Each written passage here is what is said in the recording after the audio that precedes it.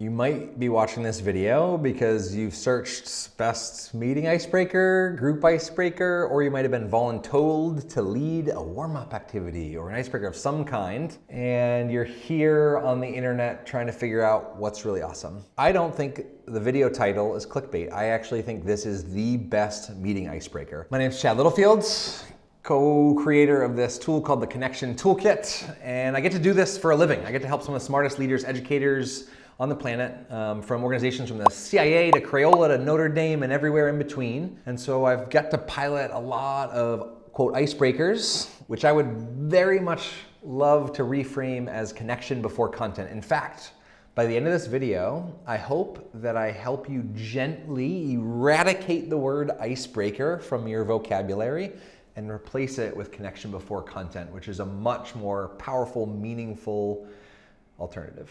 Let's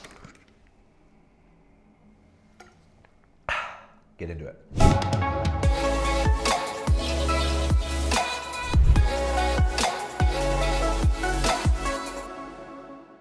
As I teach you the mechanics for this exercise, I'm going to give you 3 checklist items to score your icebreaker. To see at the end of it, have you designed something that is really good that your group's going to like or not so much? I'm also going to offer you an idea of how to frame your exercise for a grumpy group.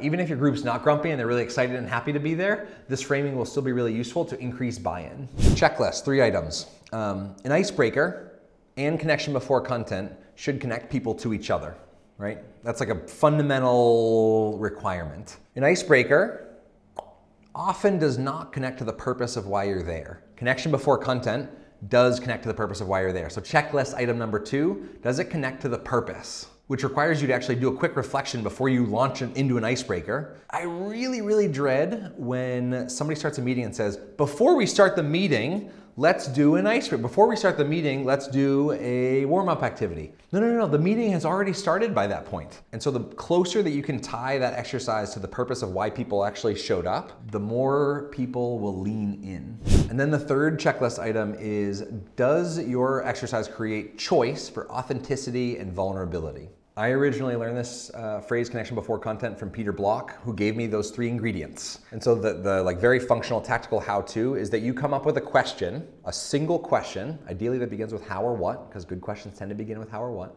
Single question that begins with how or what, that could meet all 3 of those criteria. Connects people to each other, connects people to the purpose of why they're there, and at least creates the option or choice for authenticity and vulnerability. One of my favorite questions, which is applicable to almost any context, is what are you intending to achieve at work? And what about that is important? Once you've come up with that question, once you've posed it to the group, you're gonna invite them to get ideally into groups of 3. So if you've got a group of 12 people, say get into groups of 3, now you've got 4 groups of 3 people. If you've got a group of 999 and you say get into groups of 3, you've got 333 truples, all having the conversation, answering the question, what is something you intend to achieve at work and what about that is important? After that, depending on your context and your question, give people between 3 and 15 minutes to discuss that. After that, and this is really important, I wouldn't just leave it there.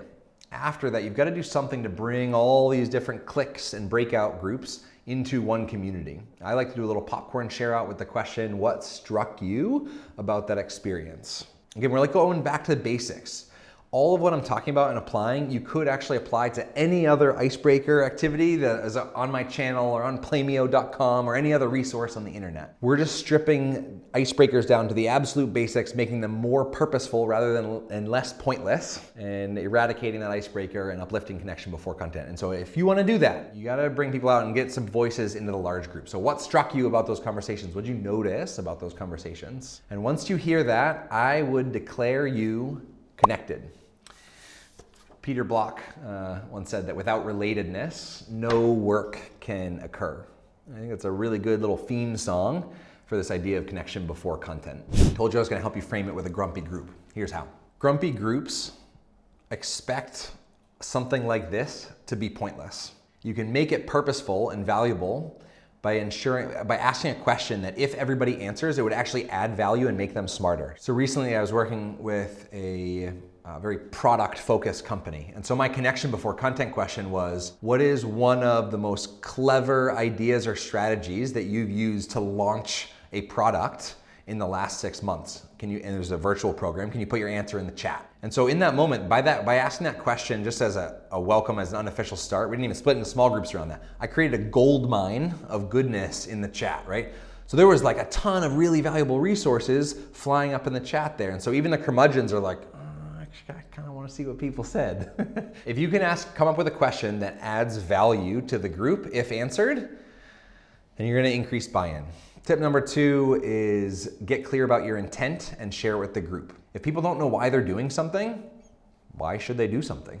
And so before you share your question, before you break people out, I would say my intention in having these conversations is to start off with 5 minutes to download all the brilliance in your brain and exchange it. So when we come back here as a group, just after 5 minutes of a quick chat, we're all a little bit smarter and more ready to accomplish blank, whatever the purpose of your meeting is. If you found this a more thoughtful, deep perspective on icebreakers and you want more tactical things, you should subscribe. You should probably like the video. It'll tell the YouTube algorithm to give you a little bit more of the goodness. You can also get a bunch of free resources. I have a digital version of the Connection Toolkit for free available below. And if you really want to go deep and you're committed to mastering or becoming a master of Connection Before Content, there is a link below to a Connection Before Content Masterclass that I put together. And you can spend some time with me learning 9 exercises to break the ice in a more thoughtful, more deliberate, more powerful, more purposeful way. I'm Chad Littlefield. Lovely hanging out in cyberspace. Have an awesome day.